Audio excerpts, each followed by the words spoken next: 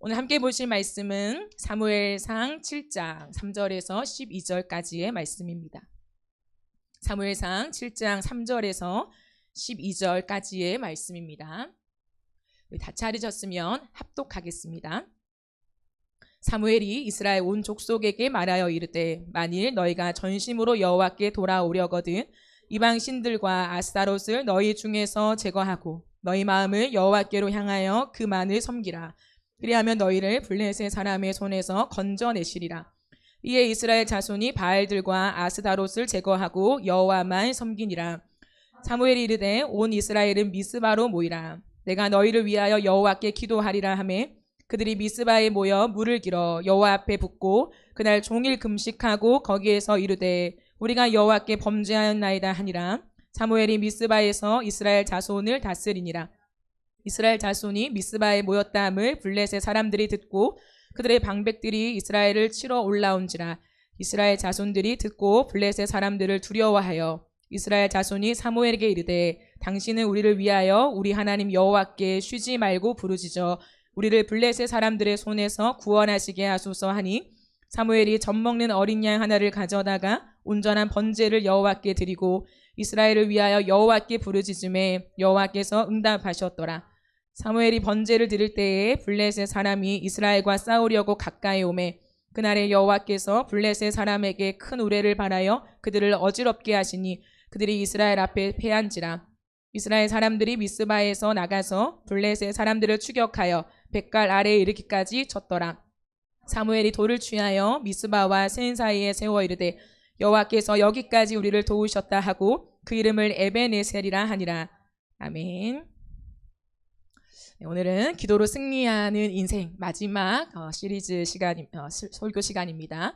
오늘은 완전한 기도, 완벽한 응답이라는 제목으로 하나님 말씀을 전하겠습니다.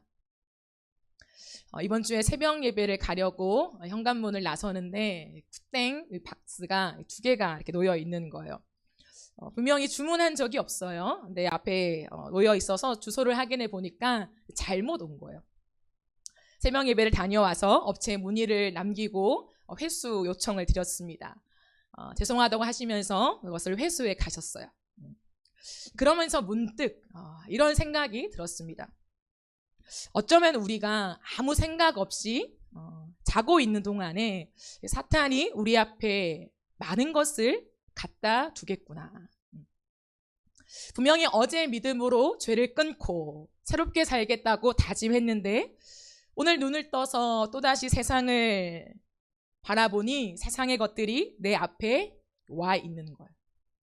죄의 유혹과 세상의 소리가 배달되어 온 거죠.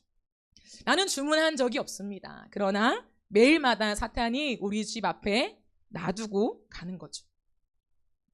그런데 많은 경우에 그것을 덥석 취해버립니다. 어디로부터 누구에게 온 것인지 제대로 확인하지 않고 그냥 배달이 왔으니까 일단 집 안으로 가지고 들어가요. 내가 먹어버리는 경우도 있습니다. 그러면 어떻게 될까요? 죄가 우리 안에 들어와요. 죄책감이 쌓이고 양심이 흐려지고 마음이 굳어집니다. 여러분, 우리는 이것이 어디로부터 온 것인지를 확인해야 해요. 하나님으로부터 온 것인지 사탄으로부터 온 것인지를 정확하게 확인해야 합니다.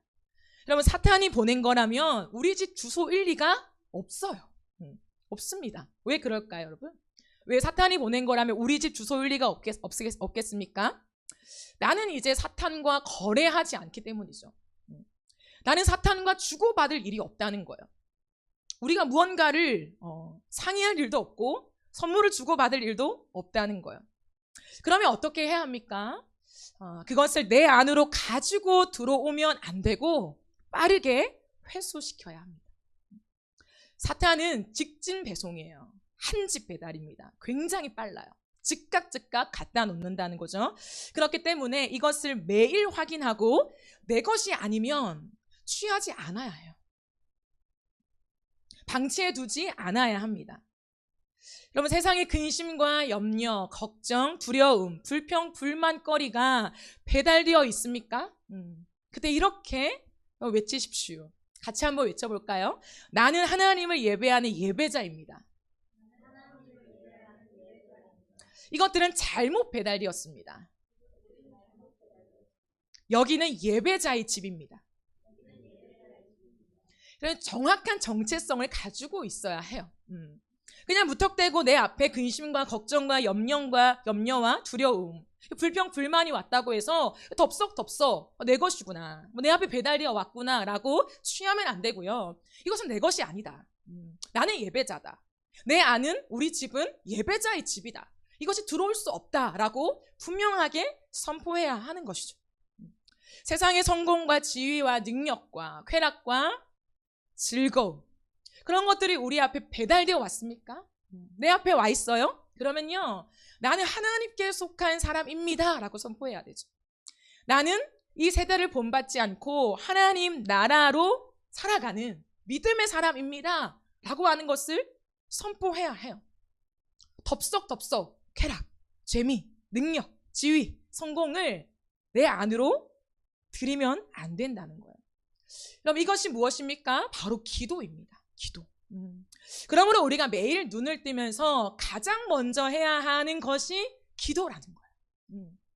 여러분, 아침에 눈을 떠서 가장 먼저 하는 일이 무엇입니까?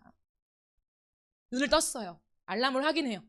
그런 다음에 여러분이 툭 하고 습관적으로 하는 것이 무엇입니까? 거기에서 하루가 결정돼요. 그 시간에 하나님을 부르지 않고요, 그 시간에 내가 기도하면서 내 마음에 지금 무엇이 올라오고 무엇을 보고 있고 무엇이 나를 지배하고 있는가를 점검하지 않으면요, 그냥 내게 익숙한 대로 살아가요.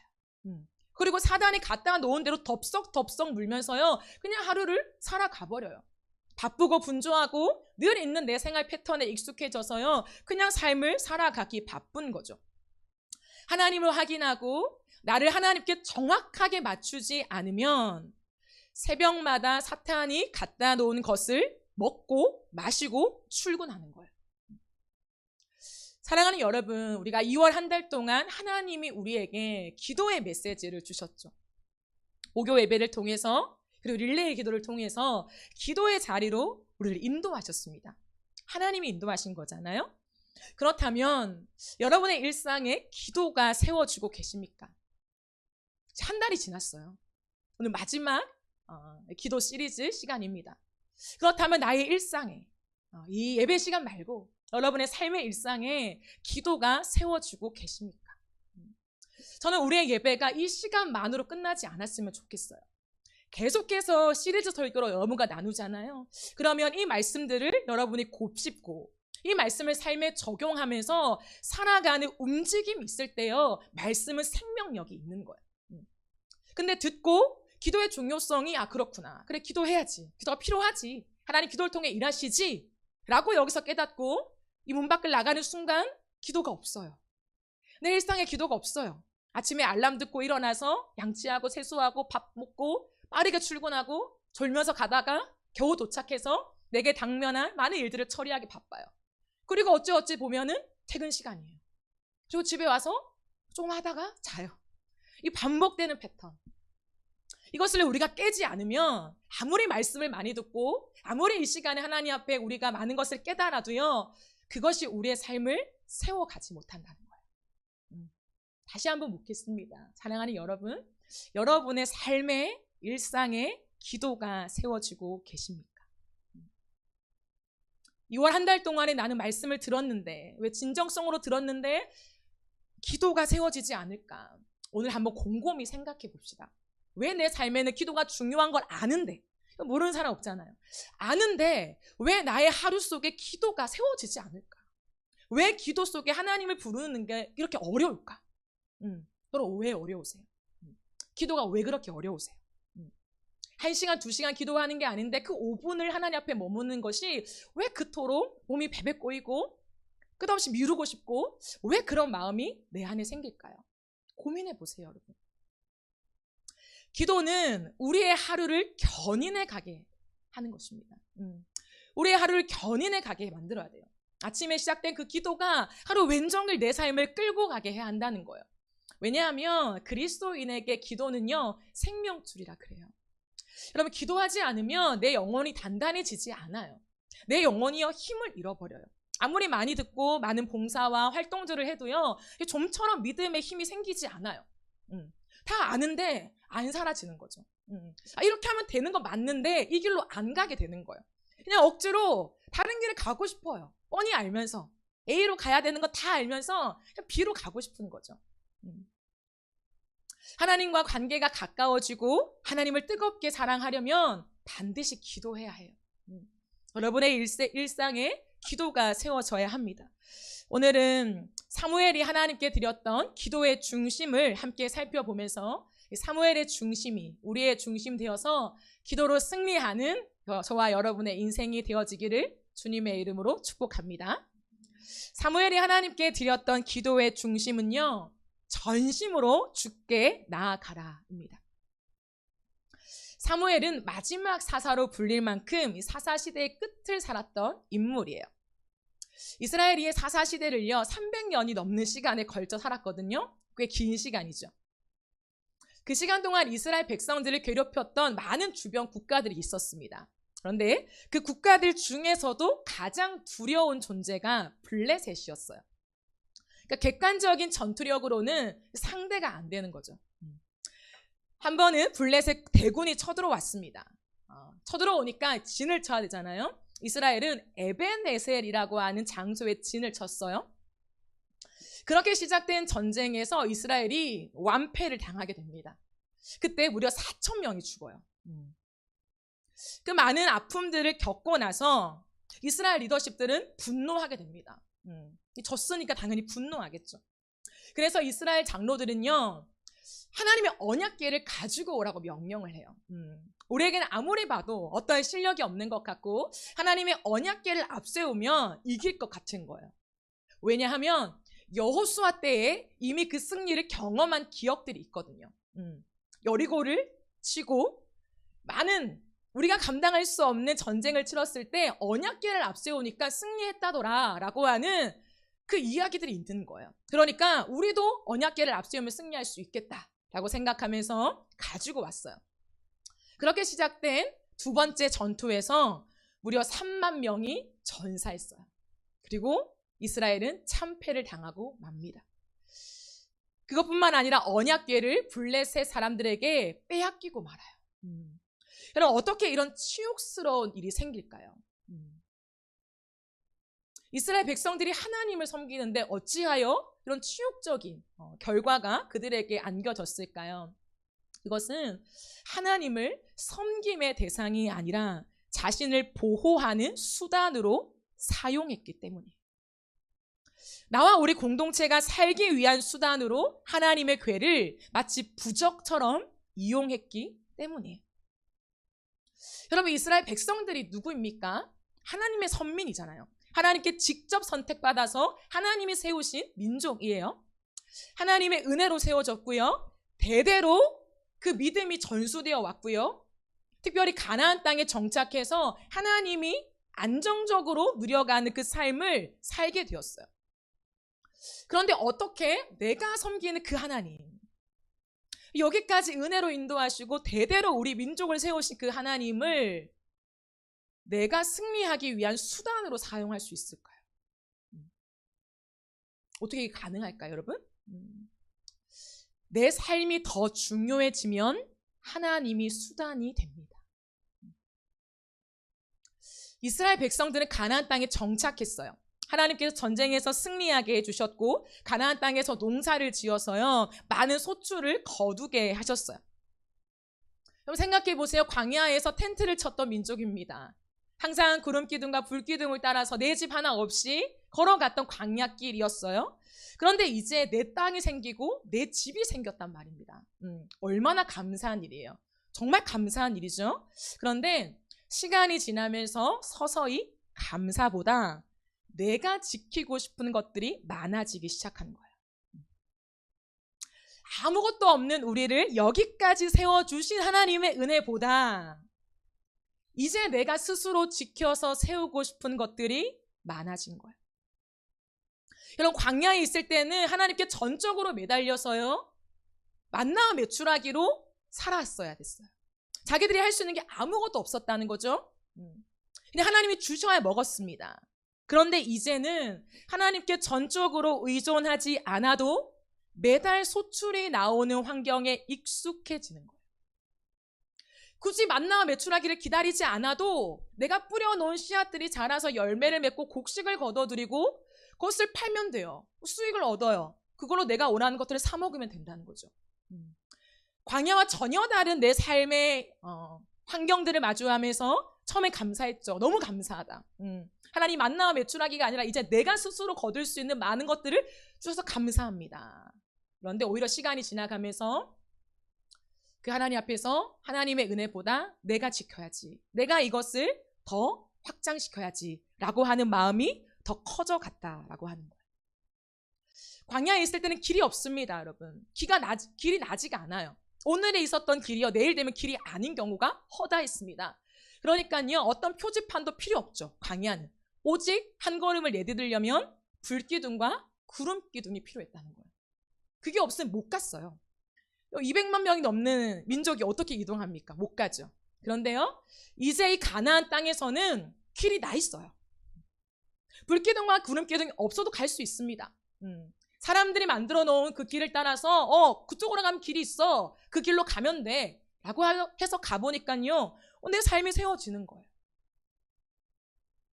점점 내 삶이 중요해지면서 하나님이 내 중심에서 밀려나는 거예요. 절대적으로 하나님이 없어도 괜찮은 삶. 물론 하나님을 섬기죠. 하나님을 믿고 사랑하죠. 그러나 굳이 오늘 하루를 살아가는 동안에 하나님이 없어도 먹을 게 있는 거예요. 살 수 있는 게 있는 거예요. 길을 걸어갈 수 있는 많은 교통수단들이 있는 거예요. 굳이 하나님께 매달릴 필요가 없어지는 거죠. 그러다 보니 그들의 마음을 점점 차고 들어온 게 뭐냐면 풍요와 다산의 신, 황금의 신, 바알과 아세라를 겸하여 섬기기 시작합니다. 여러분, 이스라엘 백성들은 처음부터 끝까지 하나님을 버린 적이 단 한 번도 없어요. 하나님을 부정한 적이 단 한 번도 없습니다. 우리가 믿었던 하나님 좀 못 믿어온데 이제 버리자 라고 말한 적이 단 한 번도 없어요. 단 겸하여 섬기는 거죠. 세상과 하나님을 겸하여 섬깁니다. 평소에는 세상을 따라 살아요. 그런데 도저히 내가 안 될 때, 급할 때, 빨리 무언가가 돼야 되는 그 상황 앞에서, 즉 내가 아쉬울 때 하나님을 찾아요. 간절히. 여러분, 우리도 마찬가지입니다. 어느샌가 하나님을 의존하지 않아도 매달 월급이 나오고 있지는 않습니까? 굳이 하나님 앞에, 하나님 당장 내가 내일 먹고 살아갈 양식이 없습니다. 하나님 쌀이 없어요. 내일 어떻게 합니까, 주님? 내일 학비를 어떻게 내요? 교통비는 어떻게 해요, 하나님? 그러지 않아도 되는 넉넉한 나름의 괜찮은 형편 속에 있습니다. 그러니요, 기도가 사라지죠. 오늘 내 일을 그냥 내가 쌓아온 능력으로 해결할 수 있어요. 내 경험과 어제 처리했던 그 흐름대로 오늘을 살면 괜찮아요. 그렇게 삶이 세워지는 익숙한 환경 속에서 하나님이 점점 중심에 밀려나죠. 기도를 해야 하는 거, 말씀을 읽어야 되는 거, 하나님을 의존해야 되는 거, 매 순간 하나님 불러야 되는 거 다 알지만 안 되는 거예요. 왜요? 내 힘으로 할 수 있으니까. 하나님의 은혜 아니면 살아갈 수 없다라고 하는 것에 동의는 하지만 실상 오늘 하루 아침부터 밤까지 하나님이 개입하지 않아도 내 일상은 평범하게 잘 유지돼요. 큰 일이 별로 생기지 않아요. 여러분, 300년이 훨씬 넘는 시간 동안 이 생활 패턴에 익숙해진 이스라엘 생각해 보세요. 이게 익숙해졌다는 거죠. 세상과 하나님을 같이 섬기는 혼합주의 신앙이 크게 문제될 것이 없었습니다. 왜요? 심각하게 생각해 본 적이 없으니까요. 너무 오랫동안 이렇게 살았어요. 나만 그런 게 아니라, 내가 변질된 게 아니라요, 우리 부모님들이 그렇게 살았고 나도 그렇게 살고 있고 내 자녀들도 마찬가지라는 거예요. 그러나 하나님은 결정적인 순간에 이스라엘 백성에게서 하나님의 영광을 거두십니다. 그 결정적인 순간이 언제입니까? 하나님의 궤를 승리의 수단으로 이용할 때요. 이제는 드러내놓고 하나님의 궤를 승리의 수단으로 이용할 때 하나님은 하나님의 영광을 그 백성에게서 거두어 가셨어요. 이 전쟁에서 엘리 제사장과 홈리와 비느하스 두 사람이 죽어버리죠. 여러분, 시대적인 지도자예요. 제사장들입니다. 엘리는 제사장, 그리고 홈리와 비누아스는 그의 아들, 함께 섬기는 제사장들이요. 민족의 지도자가 전쟁 속에 전사했다는 거예요. 이건 치욕이죠. 그리고 이 사건은 하나님이 이스라엘에게서 하나님의 영광을 거두어 가시는 표지가 돼요. 그런데 여러분, 하나님의 영광이 떠난 것을 누가 알았을까요? 하나님의 영광이 떠난 것이 눈에 보이지 않잖아요. 분명히 하나님은 이가봇이라고 하는 어떤 이름 속에 하나님의 영광이 떠났다라는 것을 상징적으로 보여주며 본격적으로 이스라엘 안에 하나님의 영광을 거두어 가셨다는 거죠. 이것을 누가 알았을까요? 이스라엘 모든 민족을 통틀어서 누가 알았을까요? 사무엘이. 왜냐하면 이 시대에 하나님은 한 사람과만 대화하셨어요. 사무엘과만 대화하셨다는 거예요. 굉장히 독특한 시대를 살아갔어요. 분명히 제사장은 엘리였습니다. 홈리와 비느하스가 그 아들로서 제사장의 역할을 감당했어요. 그러나 하나님의 말씀을 듣지 못했어요. 왜 그랬을까요? 하나님이 세워놓고 왜 그들에게 말씀하지 않았을까요? 오늘날로 따지면 하나님의 사역자들을 세워놓은 거예요. 저처럼 설교도 하고 찬양도 인도하고 여러분과 함께 성경 공부도 나누고 많은 것들을 하는데 하나님이 진짜 저에게 말씀하지 않는 거예요. 왜 그럴까요? 왜 그런 일이 일어날까요?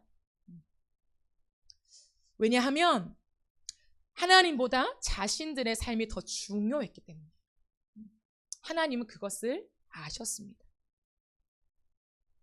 엘리 제사장은 하나님의 말씀보다 자신의 아들들을 더 소중하게 여겼어요. 그래서 사무엘상 2장 29절을 보시면 이런 말씀이 있습니다. 어찌하여 너는, 엘리에게 말씀하시는 구절이죠. 어찌하여 너는 나보다 너의 자식들을 더 소중하게 여겨 나의 백성 이스라엘이 나에게 바친 모든 재물 가운데서 가장 좋은 것들만 골라다가 스스로 살찌겠냐 라고 말해요. 하나님에게 관심이 없고 하나님보다 내 자식들을 더 소중하게 여기는 거예요. 홈리와 비느하스가 잘못된 일을 합니다. 하나님의 제사를 망가뜨려요. 자신들의 몫을 먼저 취해가요. 하나님을 경외함이 없습니다. 근데 야 그러면 안 돼 이렇게 하고 끝나는 거예요. 그 나쁜 거야 하면 안 돼. 끝나는 거죠. 무엇입니까? 겉으로만 하고 끝나는 거죠.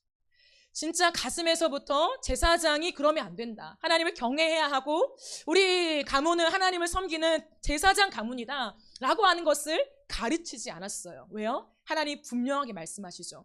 하나님보다 너가 너의 아들들을 더 소중하게 여겼기 때문이다. 그러나 사무엘은 젖을 떼기 시작한 이후부터 하나님의 성소에서 하나님만을 섬겼어요. 한결같은 사람. 어릴 때부터 자신의 어떤 자립심이 다 갖추어지지 않을 그때부터 장성한 어린이 되기까지 한결같이 하나님만을 섬겼어요. 그래서 하나님은 사무엘과만 말씀하시는 거예요. 하나님께만 마음을 드리고 하나님만을 섬기는 자에게 하나님은요 말씀으로 대우하십니다. 사무엘상 3장 19절 21절을 보면 성경이 이렇게 증언하고 있어요. 사무엘이 자랄 때에 주님께서 그와 함께 계셔서 사무엘의 한 말이 하나도 어긋나지 않고 다 이루어지게 하셨다. 주님께서는 실로에서 계속하여 자신을 나타내셨다. 거기에서 주님께서는 사무엘에게 나타나셔서 말씀하셨다. 사무엘에게만 말씀하신 거예요. 사무엘한테만 하나님의 마음과 뜻을 보여주신 거예요. 여러분 사무엘은요 법궤를 빼앗기고 20년이 넘는 시간 동안에 하나님의 영광을 간절히 사모하게 됩니다. 이 민족 가운데 하나님의 영광이 떠난 이 상태를요 몹시 괴로워해요. 하나님 앞에 마음을요 너무나 아파서 가슴을 찢으며 살아가는 거죠. 하나님의 영광이 다시 이곳에 돌아오기를, 우리의 성소에 돌아오기를, 우리의 민족과 우리의 가정 가운데 돌아오기를 너무나 간절히 기도하며 그 원띵을 향하여 갔던 사람이 사무엘이었습니다. 여러분 시대적으로요 아무도 주님을 바라보지 않는데 별로 관심이 없어요. 하나님을 섬기지만 내 삶이 더 중요한 거예요. 근데 그 한가운데서 사무엘은요 끝없이 사람들에게 외치고 가르쳤어요. 세상과 하나님을 겸하여 섬기면 안 됩니다. 바알과 아스다롯을 하나님과 겸하여 섬길 수 없습니다. 여러분, 우리는 하나님만 섬겨야 합니다. 이 메시지를요, 홀로 외롭게 그 시대 한복판에서 외쳤어요. 많은 사람들에게 하나님의 영광을 사모하자고 요청했어요. 여러분들, 우리에게서 떠난 하나님의 영광, 그 영광을 사모합시다. 여러분, 하나님이 우리의 범죄 때문에 우리를 떠나셨어요. 그 영광, 그 찬란한 영광이 다시 우리에게 오도록 여러분, 우리가 다시 한번 기도합시다. 이것이요, 그의 삶으로 외쳤던 기도였습니다. 가랑비에 옷이 젖듯 사무엘의 외침이 이스라엘 백성들의 마음에 서서히 젖어들게 됐어요. 참 감사하죠. 사무엘을 통해서 하나님 말씀하시는 것들을 보면서 많은 사람들에게는 한 말씀도 하시지 않으면서 사무엘 한 사람에게만 말씀하시고 그 일이 성취되어 가는 것을 보면서 이스라엘 백성들의 마음에 조금씩 하나님을 사모하는 뜨거운 눈물이 채워지게 되었습니다. 그래서 오늘 우리가 읽지 않았지만 2절 말씀을 보면 그가 기리안 여아림에 들어간 날부터 20년 동안 오래 있은지라 이스라엘 온 족속이 여호와를 사모하니라 라고 되어 있어요. 저절로 사모하게 된 것이 아닙니다. 그 많은 시간 동안에 홀로 외친 사무엘의 외침이 조금씩 그들의 마음에 닿아서 다시 한번 하나님의 영광을 사모하는 마음이 생겨나게 된 거죠. 여러분, 그렇게 사무엘이 몇 살이 되었을까요? 30대가 되었어요. 그 어린 나이. 이제 젖을 떼고 난 다음에 성소에 왔잖아요. 그 갓난아기, 그 아이가요, 그 성소에서 자라나서 30대가 됩니다. 사무엘은 사람들의 마음속에 하나님을 향한 사모하는 열기가 올라온 것을 느꼈습니다. 그때 사무엘은 사람들을 미스바로 모아요. 미스바는 이스라엘의 최남단과 최북단의 가장 중심지입니다. 그러니까 모든 이스라엘 백성들이 모이기에 적합한 지점을 정하고 여기로 모이십시오라고 얘기하는 거죠. 30대 때. 사무엘은 기도의 자리로 사람들을 모으고 있는 것입니다. 그리고 온 백성에게 금식을 선포해요. 그냥 단순히 우리가 하나님을 예배합시다, 집회합시다의 정도가 아니었습니다. 왜냐하면 금식은 영적인 굶주림을 표현하는 가장 확실한 표지였기 때문이에요. 우리가 하나님을 향하여 굶주려 있습니다. 여러분, 많은 풍요가 있지만, 먹고 살 것이 많지만 우리의 영혼이 허기지지 않습니까? 하나님을 향하여 우리의 영혼이 메말라 있지 않습니까? 여러분, 이 상태로 우리가 계속 살아갈 수가 있습니까? 하나님께로 모입시다. 금식하며 우리의 이 애통함과 굶주림을 하나님께 표현하며 다시 그 영광이 돌아오기를 같이 기도합시다 라고 하는 거죠. 그게 미스바 회개 운동이 되는 거죠. 그리고 그들에게 딱 한 가지를 요청합니다. 한 가지. 그게 무엇이었을까요? 수많은 사람들이 모이는 그 집회 가운데 사무엘은요, 힘을 다하여 한 가지를 요청합니다. 그것이 바로 전심이었어요. 3절을 보면 사무엘이 이스라엘 온 족속에게 말하여 이르되 만일 너희가 전심으로 여호와께 돌아오려거든. 이것을 새롭게 말하면 무엇이냐면 여호와께 돌아올 때 필요한 것은 딱 한 가지다. 그건 전심이라는 거예요. 전심. 이방신들과 아스다롯을 너희 중에서 제거하고 너희 마음을 여호와께로 향하여 그만을 섬기라. 그리하면 너희를 블레셋 사람들의 손에서 건져내시리라. 사무엘이 요청한 것은 딱 하나, 전심이었습니다. 여러분, 전심이 무엇입니까? 전심. 나뉘어지지 않는 마음이에요. 나뉘어지지 않는 마음. 단 하나의 마음. 그것밖에 없는 것. 세상과 하나님을 혼합하여 섬기는 것이 아니라 하나님만을 섬기는 마음. 하나님만을 섬기는 삶의 모습을 이야기하는 것입니다.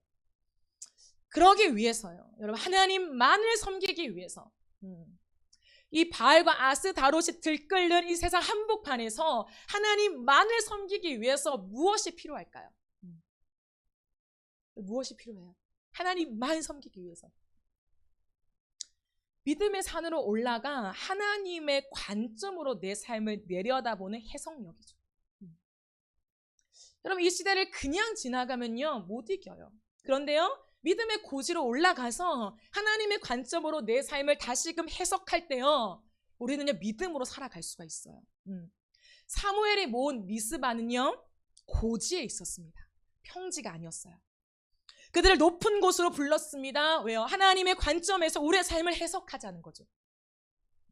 세상의 소리가 아니라 우리가 섬기는 하나님이 우리에게 어떻게 살라고 말씀하셨는지에 귀를 기울여 우리의 삶을 들여다보자는 거죠.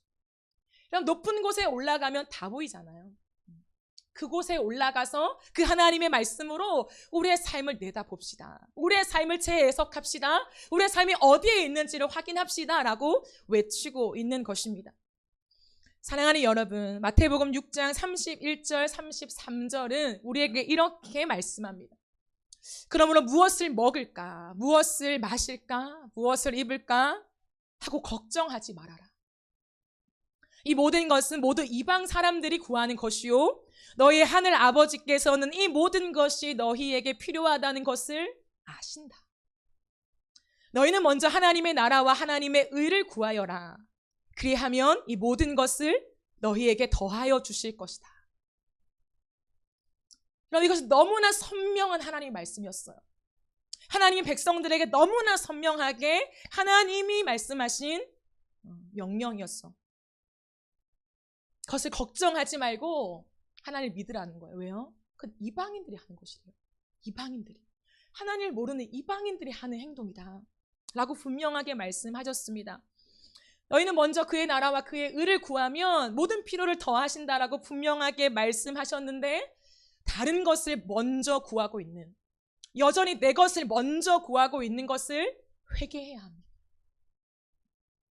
이방인과 같이 무엇을 먹을까, 무엇을 마실까, 무엇을 입을까에 집중되어져서 그것을 염려하며 허덕이는 삶을 회개하라는 것. 우리가 누군가 하나님의 백성이라면 하나님이 하지 말라고 하신 그 일들에 대해서 지속하고 있는 나를 향해 애통함을 가지고 회개하라는 거예요. 그게 전심이죠. 전심. 하나님의 백성이고 하나님의 나라를 살아간다고 여전히 말하지만 우리는요, 세상의 것들을 버리지 못하죠. 여전히 가지고 싶은, 이것만큼은 못 놓겠는 그 마음들을 회개하라. 그러므로 전심의 특징은 순결입니다. 사랑의 지조를 지키며 하나님만을 사랑하는 것이죠. 그러므로 사무엘은 여러분들이 하나님께 전심을 드리려면 이라고 말하면서 이것을 제안합니다.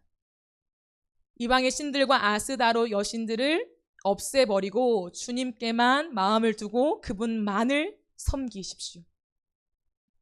이것이 하나님 앞에 전심을 드리는 자의 태도라는 거예요.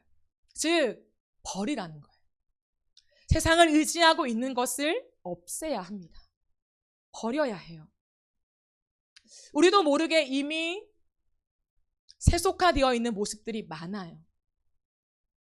내 생각과 내 삶에 자연스럽게 스며들어 있는 것들이 너무나 많다는 거예요. 그것을 확인하고 끊어내야 합니다. 그게 전심이에요.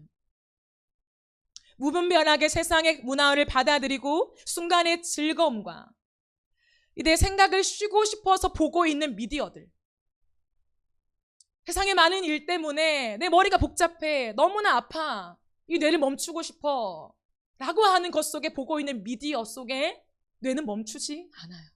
느낌을 줄 뿐이지. 세상의 것들이 나에게 데이터로 쌓여갑니다.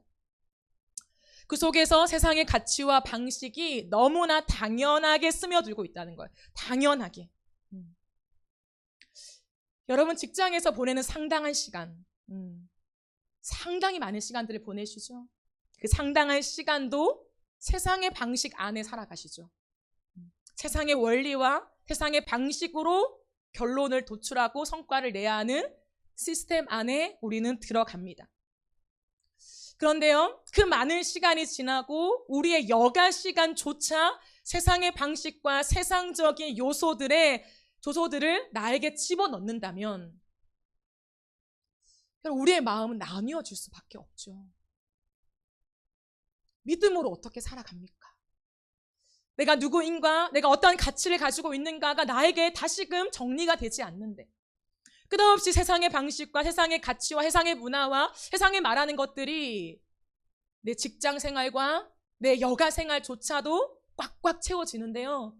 어떻게 믿음으로 살아가요? 사랑하는 여러분, 하루 종일 여러분의 생각을 사로잡고 있는 것이 무엇입니까? 여러분의 관심을 이끌고 있는 것이 무엇이에요? 혹해서 이거야? 이거 뭐야? 그렇게 내 마음을 끌어당기는 것이 무엇입니까? 오늘 하루를 살아가면서 어떤 생각을 가장 많이 하셨나요? 분산되는 생각과 마음을 계속해서 하나님께 정렬시켜 가야 합니다. 이것이 믿음의 힘이에요. 내 생각을 사로잡아서 하나님께 맞추고 정렬시키고 그 안에 집어넣지 않으면요, 우리는 마음이 나뉘어질 수밖에 없어요. 교회에 있는 시간보다 세상에 있는 시간이 훨씬 많으시죠. 말씀을 읽는 시간보다 세상의 방식으로 고민하는 시간이 훨씬 많으시죠. 내 삶이 그렇다는 거예요. 벗어날 수가 없어요. 그죠? 그렇다면 내가 처리할 모든 일과 내가 만나야 되는 사람들, 그리고 나의 모든 상황과 환경을 하나님 손에 올려드리는 훈련을 지속해야 합니다. 그 모든 것을 하나님과 함께 의논하는 연습을 하셔야 해요. 하나님, 이 모든 것을 주님 손에 올려드립니다. 나에게 너무나 당연한 이 방식과 생각들 하나님 거두시고, 하나님 무엇을 원하십니까? 제가 어떻게 하길 원하세요? 하나님과 대화하며 하나님께 의논하는 삶이요, 내 체질이 되어야 한다는 거예요. 나에게 익숙한 방식이 되어야 합니다. 여러분, 이렇게 백성들을 하나님께로 마음을 모으며 기도할 때에 블레셋이 쳐들어와요. 온 민족들을 미스바에 모았고, 그토록 사무엘은 한 가지, 하나님께만 마음을 둡시다. 여러분, 전심으로 모든 것을 버리고 주님께만 집중합시다 라고 얘기하며 백성들을 울면서 아스다롯과 바알 신들을 버리고 하나님께만 마음을 드리고 있어요. 근데 그때 블레셋이 쳐들어온다는 거예요. 그럼 블레셋은요, 말만 들어도 이스라엘 백성들한테는 사지가 떨리는 민족이었습니다. 근데 그때 사무엘은 가장 먼저 무엇을 합니까? 어린 양을 가지고 와서 온전한 번제를 드려요. 즉각 흩어져서 준비하고 아니면 도망치고 숨고 전쟁 태세를 갖추어도 부족한 이 시간에 사무엘은 어린 양을 가지고 와서 온전한 번제를 드린다고 합니다. 온전한 번제를. 그리고 하나님께 부르짖어 기도해요. 여러분, 우리가 하나님께 전심으로 돌아서면 그 믿음을 점검할 상황이 주어져요. 하나님 앞에 내 고백과 내 결단을 쏟아냅니다. 하나님, 내가 이렇게 살겠습니다. 이제 나의 모든 우상들을 버리고 하나님만을 섬기겠습니다 라고 얘기할 때요, 꽃길이 열리는 것이 아니라, 믿음으로만 살아갈 수 있는 많은 상황들이 열리는 것이 아니라 믿음의 시험대 위에 서게 되는 일들이 있을 수 있어요. 지금 이스라엘 백성들은 하나님 앞에 전심을 드리며 돌아가겠다고 말하는 순간 블레셋이 쳐들어왔습니다. 두렵죠. 마음이 요동치죠. 어떡하지? 이 상황 속에 사무엘은 어떻게 하지? 왜 번제를 드릴까? 수없이 마음이 요동할 수 있습니다. 하지만 사무엘은요, 의도적으로 그리고 명확하게 온전한 번제를 주님께 드려요. 왜요? 보여주기식이 아니라 그가 지금까지 살아왔던 일관된 삶의 태도였기 때문이에요. 어떤 순간에라도 흔들릴 수 없는 그의 원띵, 한 가지 선택, 가장 우선순위, 그것은 이 모든 상황에도 요동치지 않고 어떻게 이 민족들을 다스려서 이 전쟁을 대비할까가 아니라 하나님께 마음을 맞추는 것. 온전한 번제를 주님께 드리며 나아갈 때 전쟁의 승리가 무기와 전략에 달려있는 것이 아니라 하나님이 도우시면 된다. 하나님이 도우시면 이긴다. 하나님이 하나님 방법으로 우리를 지켜주신다라고 하는 확신. 흔들리지 않는 하나님을 향한 신뢰. 그것이 사무엘을 이 위기 속에 온전한 번제를 드리게 만들었습니다. 그러면 전심은 바로 하나님을 향한 온전한 마음입니다. 또한 온전한 믿음이죠. 따라서 온전한 믿음을 가지고 온전한 마음으로 기도할 때 우리의 기도는 하나님이 응답하실 수밖에 없는 온전한 기도가 됩니다. 즉 온전한 기도가 무엇입니까? 하나님은요, 듣지 않는 기도가 있다고 분명하게 가르쳐 주셨어요. 모든 기도를 듣지 않으신대요. 우리의 정력으로 구하는 기도, 계산해서 구하는 기도, 하나님을 이용하려고 구하는 기도, 그 기도를요 하나님은 아시고 응답하지 않으신대요. 그런데 온전한 기도는 뭐냐면 하나님이 응답하실 수밖에 없는 기도입니다. 그것은 하나님의 약속에 근거한 기도이죠. 그러므로 온전한 기도는 전심을 드리는 기도입니다. 내 마음이 나뉘어지지 않는 마음으로 드리는 기도. 기도하면서도 의심하는 것이 아니라 기도할 때 하나님이 내 인생을 지키시고 책임지신다라고 하는 분명한 믿음으로 나아가는 기도가 온전한 기도라는 거예요. 여러분, 기도할 때 의심하고 기도하지 말라고 성경은 가르치고 있어요. 하나님이 들어주실까? 하나님이 내 삶을 여실까? 이렇게 하실까? 의심하지 말라는 거예요. 의심하고 기도하는 것은 이미 못 받는 기도라는 거예요. 그러나 의심하지 않고 하나님을 믿고 하나님이 하나님의 백성들을 책임지신다라고 하는 것을 신뢰하며 들어가는 그 기도 속에 하나님은 완벽하게 응답하신다고 말씀하십니다. 마지막으로 7장 10절 말씀을 보시겠습니다. 사무엘이 번제를 드릴 때 블레셋 사람이 이스라엘과 싸우려고 가까이 오매 그날에 여호와께서 블레셋 사람에게 큰 우레를 발하여 그들을 어지럽게 하시니 그들이 이스라엘 앞에 패한지라. 하늘에서 해결해 버리세요. 이스라엘 백성들이 전략을 짤 것도 없었습니다. 시간이 필요하지 않았습니다. 왜요? 하늘에서 큰 우레를 내려버리셨으니까요. 그 큰 우레, 사람이 어찌할 수 없는, 아무리 탁월한 전략가, 전쟁가라고 해도 하늘을 움직일 수는 없죠. 하늘이 도와주지 않으면 전쟁에서는 이길 수가 없습니다. 그러나 그 순간 하늘이 열리고 그 하늘에서 큰 우레가 발하여서요, 순식간에 블레셋 군대들은 어지럽게 되었어요. 우왕좌왕 어떻게 해야 될지 모르는 그 상황 속에서 결국에 블레셋은 패하고 말죠. 하나님이 하나님의 방법으로 일하신 것입니다. 여러분, 우리가 이 땅을 살아가면서 내 앞길이 열리지 않는다고 걱정하지 마십시오. 내가 전쟁을 싸워야 되는데 하나님 왜 칼을 안 주실까? 왜 무기를 안 주실까? 왜 방법과 전략을 안 주실까? 뭐 어쩌라는 거야? 라고 두려워하지 마십시오. 그걸 안 주실 때는 하늘을 여신다는 증거예요. 하나님의 방법으로 하나님이 아시겠다는 거예요. 여러분, 하나님은요, 우리의 역사 속에서 하나님만이 하실 수 있는 많은 일들을 이루어 오셨습니다. 우리의 기본적인 지혜와 많은 방법들을 동원하여 하게 하심도 있었지만 많은 경우에요, 하나님은 하늘을 여시고 하나님만 하실 수 있는 방법으로 하나님의 백성들을 인도하셨고 승리케 하셨어요. 그러므로 지금은 그때라는 거죠. 우리의 인생도 마찬가지입니다. 내 생각과 내 한계에 가두어져 있으면요, 기도가 안 나와요. 이쯤 되면 응답을 하셔야 되는데, 이쯤 되면 길을 여셔야 되는데, 이쯤 되면 동력자가 뭔가 연락이 와야 되는데 왜 아무 일도 없지? 내 한계 안에 끝없이 가두는 거예요. 하나님은 상황과 사람과 아니면 돈과 뭐 이런 것들을 통해서 역사하시는데 왜 내 삶에는 그게 안 일어나지? 이게 아닌가? 이게 하나님 뜻이 아닌가? 이 기도는 응답되지 않는가? 하나님을 우리의 한계 속에 가둘 때요, 기도는 멈춰버려요. 기도를 하고 싶지가 않아요. 내 방법을 찾게 되죠.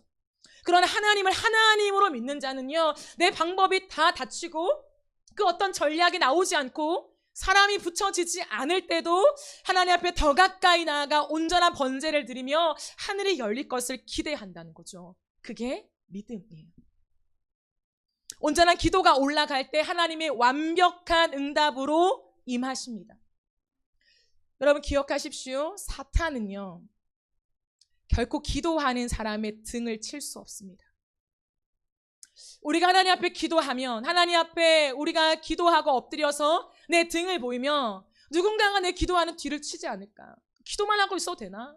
너무 무식한 일이 아닌가? 내가 나가서 싸워야 되지. 뒤에서 누군가가 내 뒤에 칼을 꽂으면 어떨 거야? 오늘 그 불안함이 있다는 거예요.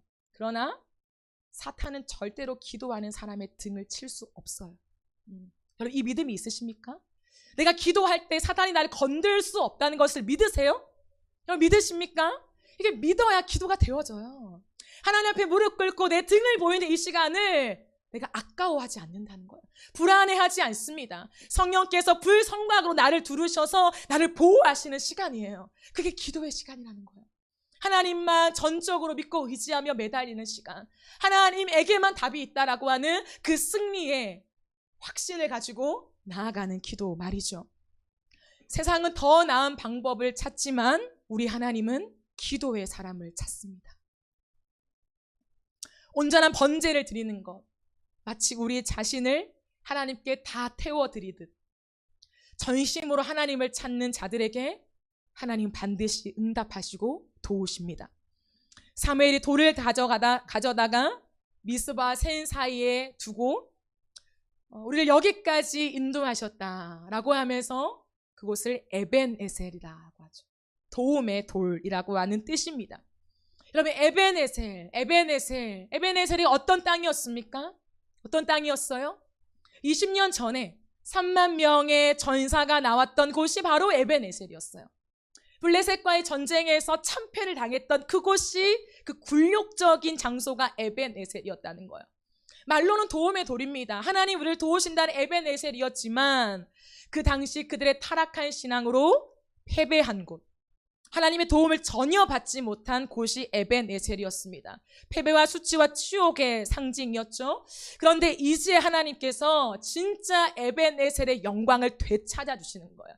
회복이죠. 여호와께서 여기까지 우리를 도우셨다. 하나님 진정 주님이 도우셨습니다. 라고 하는 것을 고백하며 기념비를 세우는 거죠. 그럼 마찬가지입니다. 하나님 우리를 도우시지만 우리가 세상을 의지하고 반쯤만 하나님을 의지할 때요, 하나님의 도움이 우리의 인생 가운데 적용되어지지가 않아요. 분명 에벤에셀인데, 분명 도움의 돌이어야 하는데 내 삶에 그 어떤 기념비가 세워질 수 없다는 거예요. 하나님 백성이라는 가오가 있는데도 불구하고 하나님이 내 삶에 아무런 일을 하시지 않는다는 거예요. 하나님이 이렇게 일하셨습니다라고 하는 인생의 기념비 하나조차 없다는 거예요. 내 인생에 간증할 만한 하나님이 이렇게 역사하셨습니다라고 고백하는 그 기념비가 없어요. 그러나 여러분, 전심으로 보이지 않으나 살아계신 하나님, 세상이 다스리는 것 같으나 훨씬 더 위에 창조주 하나님이 모든 것을 운영하시는 그 하나님을 믿고 신뢰하며 전심으로 주님께 맡기는 자의 인생 가운데 에벤에셀의 회복을 주십니다. 반드시 우리의 인생 속에 기념비를 세우시며 하나님께서 여기까지 우리를 도우셨습니다. 하나님, 내가 걸어온 건 아무것도 없습니다. 내 힘과 내 능력으로 살아갈 수가 없고 이길 수 없었습니다. 그러나 주님, 내가 하나님을 향하여 무릎을 꿇고 내 등을 보이며 살아갔지만 그 누구도 내 등에 칼을 꽂지 못하게 하셨고 하나님이 때마다 시마다 승리하게 하시며 하나님의 영광을 드러내셨습니다. 그래서 그 인생 속에서는요, 하나님의 영광이 해같이 비추는 거예요. 해같이. 하나님의 말씀이 누구에게는 안 들리지만 사무엘의 귓가에는 선명하게 들린 것처럼 오늘도 이 시대 가운데 다 바알과 아스다롯을 의지해요. 하나님께 전심을 드리지 않습니다. 하나님을 못 믿어합니다. 내 돈과 빽과 능력이 있어야 된다라고 말해요. 하나님을 향한 간절한 울부짖음 없습니다. 무릎의 기도가 다 사라져 버렸어요. 그럼에도 불구하고 하나님을 향하여 전심을 드리며 하나님 한 말씀만 하십시오. 하나님의 한 말씀이 이 세상을 창조하신 말씀이었습니다. 라고 고백하며 그 자리에 묵묵히 서가는 그 한 사람에게 하나님의 영광이, 하나님의 말씀이 부어지고 하나님은 그 사람을 통해서 하나님의 일을 하고야 마실 것입니다. 그러므로 오늘도 기도의 사람을 찾으십니다. 기도의 사람. 시대는 이어져 가거든요. 네, 하나님은요, 시대를 세우고 사람을 만들지 않고요, 사람을 세우고 시대를 견인하게 하십니다. 이게 하나님 방법이에요. 시대가 변했네? 이 시대를 이끌 사람이 누가 있어? 리더십이 누가 있어? 라고 하나님은 운영하시지 않아요. 사람을 준비시키시고 그 사람을 통해서 새로운 시대를 열어가십니다. 사랑하는 여러분, 이 시대가 많이 어둡죠. 힘들죠. 그러나 하나님은요, 반드시 찬란한 미래를 보고 계세요. 마지막 때에 마지막 부흥을 일으키실 것을 저는 확신합니다. 왜요? 성경의 약속이니까요. 다음 세대는 세워질 것입니다. 소수여도 그루터기와 같은 믿음의 사람들이 세워질 것입니다.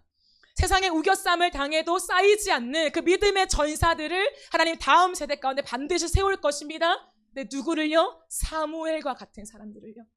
기도로 눈물로 하나님만을 신뢰하며 이 거대한 세상보다 더 크신 하나님, 비교할 수 없는 크신 내 주님, 강하신 주님, 그 누구보다 높으신 주님, 그 주님을 가슴으로 고백할 수 있는 그 한 사람 한 사람, 그 한 사람 한 사람들을 사무엘과 같이 세우셔서 하나님은요, 시대를 견인하게 하실 거예요.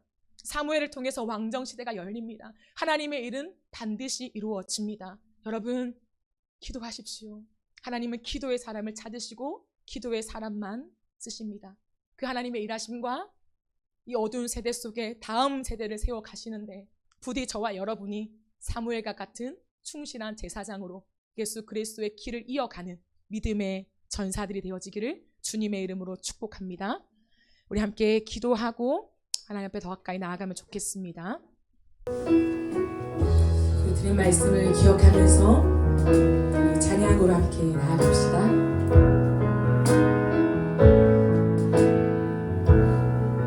하나님은 너를 지키시는 자, 하나님은 너를 지키시는 자, 너의 우편에 그늘 되시니 낮에 해와 밤의 달도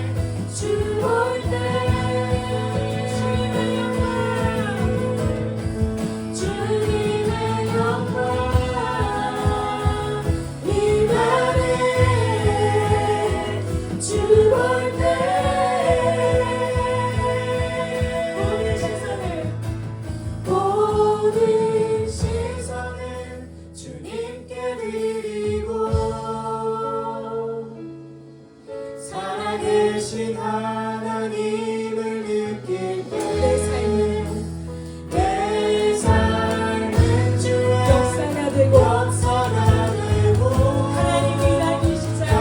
하나님이 일하기 시간 마음으로 고백합시다. 모든 시선을 주님께 드리고 전능하신 하나님을 전능하신 하나님을 느낄 때 세상의 주의 나라가 되고 세상은 주의 나라가 되고 하나님이 일하기 시작하니 일하기 시작하네. 우리가 이 시간 들은 말씀을 기억하며 함께 기도합시다. 사랑하는 여러분, 하나님이 우리를 기도의 자리로 부르십니다. 사무엘이 요청하였듯이 하나님이 이 시대에 지금 우리에게도 한 가지를 말씀하십니다. 기도하며 주님께 돌아오려거든 전심으로 돌아오라고요.